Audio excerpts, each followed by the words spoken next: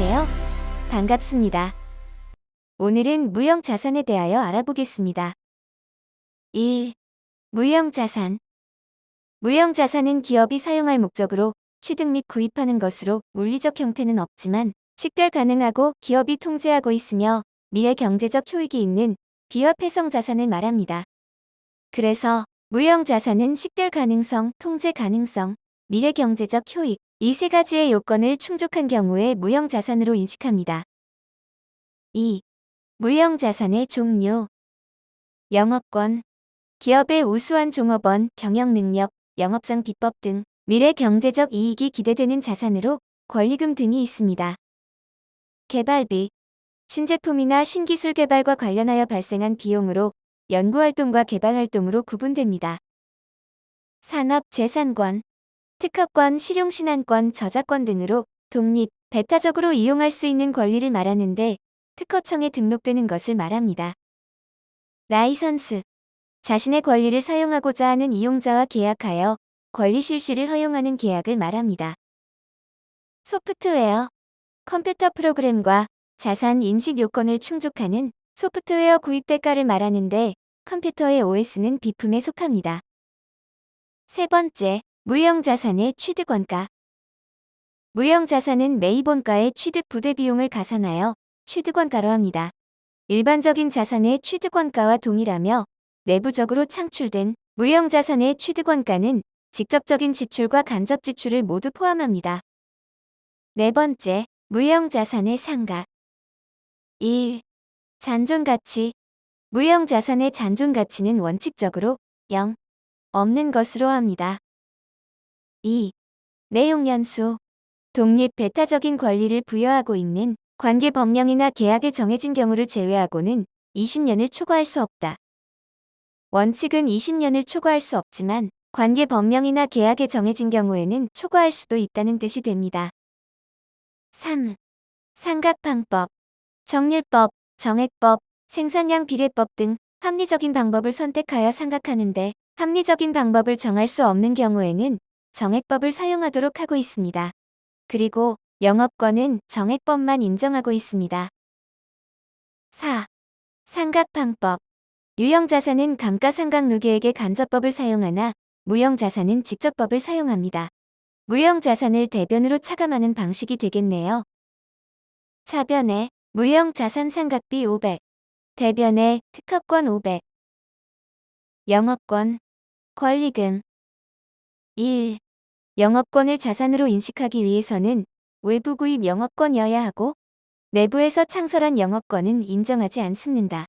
내부 창출 영업권은 자산의 취득원가를 신뢰성 있게 측정할 수 없고 자산의 식별이 불가능하기 때문입니다. 2. 다른 기업을 취득, 인수, 합병할 경우에 취득한 순자산의 공정가액을 초과하는 경우 그 차액을 외부 구입 영업권이라고 하는데 기업 회계 기준에서는 외부 구입 영업권만 인정하고 있습니다. 어떤 회사의 재무 상태가 자산 5천, 부채 3천, 자본 2천이 있다고 하겠습니다.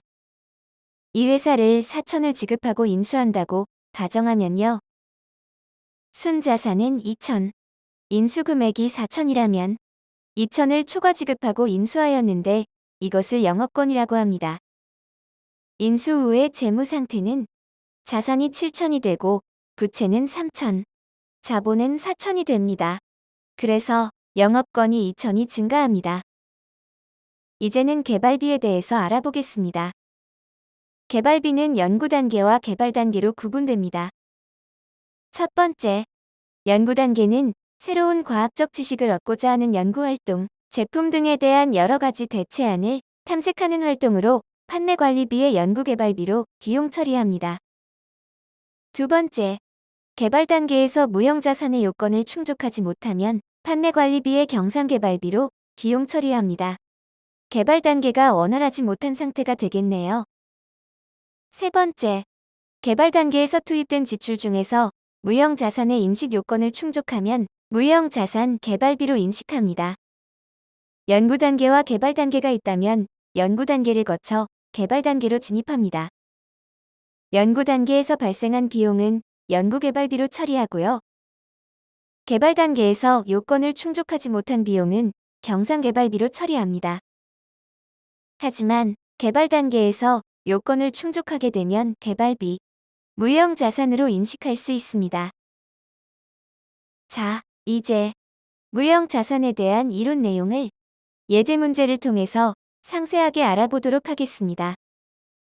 문제 1번. 다음 항공의 무형자산과 관련한 지출액 중 비용으로 처리할 금액은 얼마인가?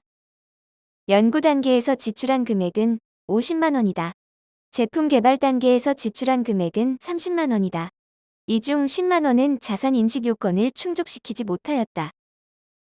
개발비는 연구 단계와 개발 단계로 구분하는데 연구 단계에서 지출한 50만 원은 판매 관리비, 연구 개발비로 비용 처리됩니다.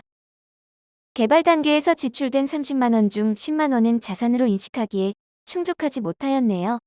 판매 관리비의 경상개발비로 비용 처리됩니다. 개발비는 20만 원이 되겠네요.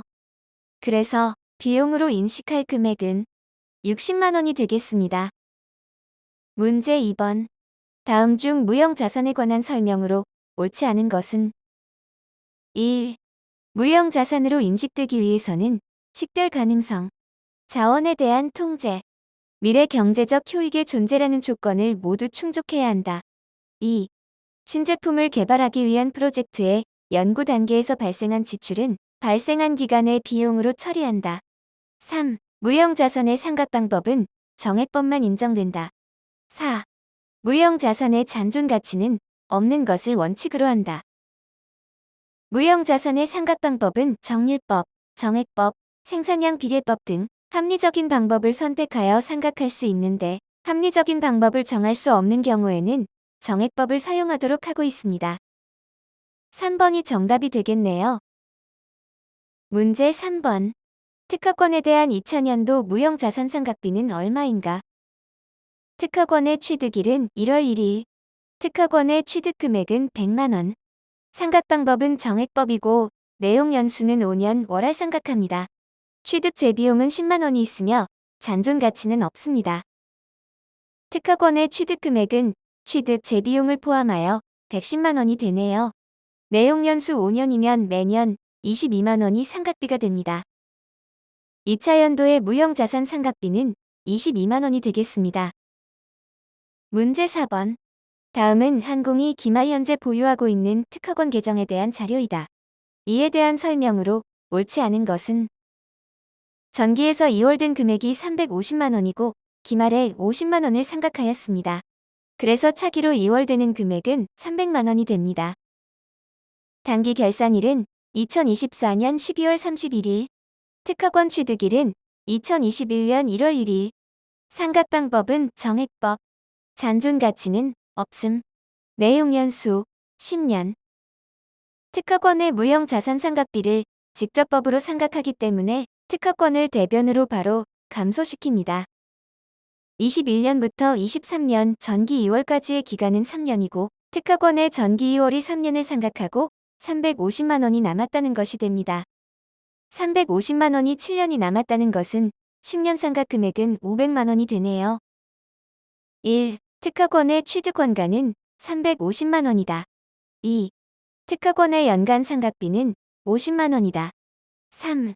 결산 정리 후 특허권의 장부 금액은 300만 원이다. 4. 결산일의 특허권 상각 분계는 차변에 무형자산 상각비 50만 원, 대변에 특허권 50만 원이다. 특허권의 취득 원가는 500만 원이 되겠습니다. 1번이 정답이 됩니다. 문제 5번. 다음 중 무형자산에 대한 설명으로 옳은 것은 1. 정률법으로 상각할 수도 있다. 2. 물리적 형체가 없는 판매용 자산은 무형자산으로 분류한다. 3. 소프트웨어를 구입하는데 지출한 금액은 개발비로 분류한다. 4. 내부적으로 창출한 영업권은 무형자산에 기록한다.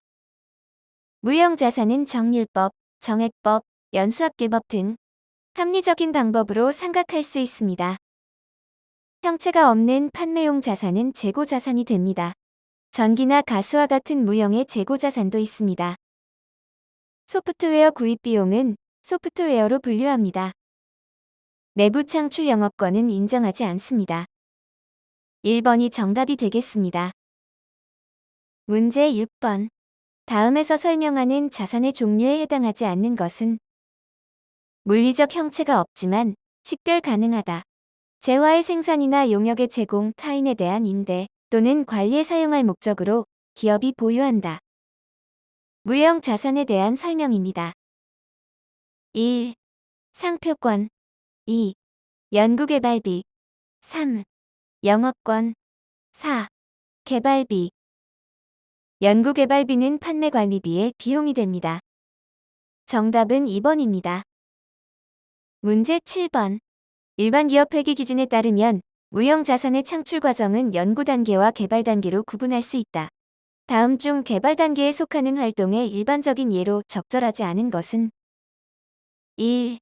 새로운 지식을 얻고자 하는 활동. 2. 생산 전 또는 사용 전의 시작품과 모형을 설계, 제작 및 시험하는 활동. 3. 새로운 기술과 관련된 공구, 금형, 주형 등을 설계하는 활동. 4. 상업적 생산 목적이 아닌 소규모의 시험 공장을 설계, 건설 및 가동하는 활동. 새로운 지식을 얻고자 하는 활동은 연구 단계에 해당됩니다.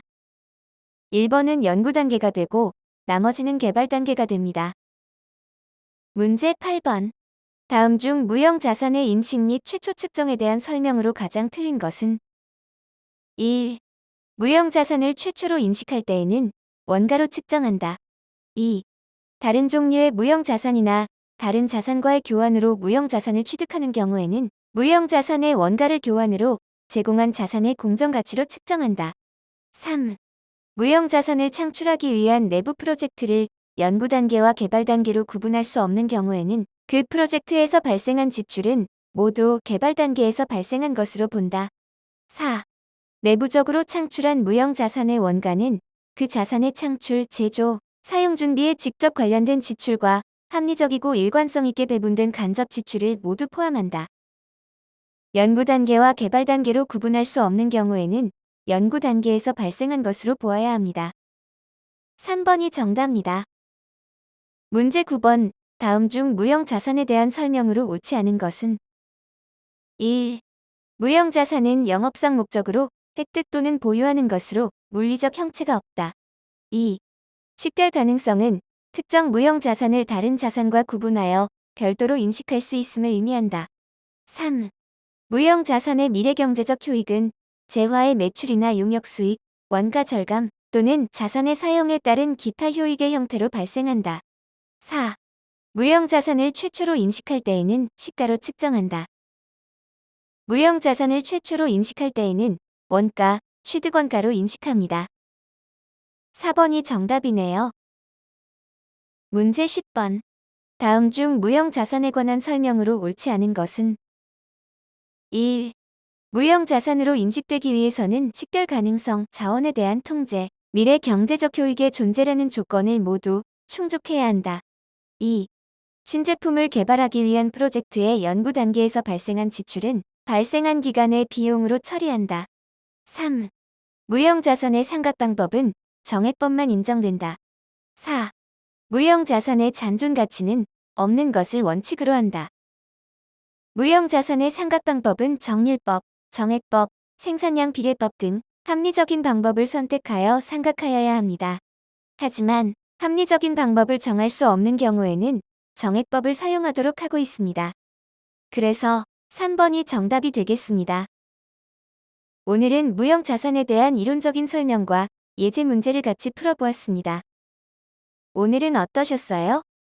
자주 반복하는 것이 최선이라는 생각이 듭니다. 수고하셨습니다.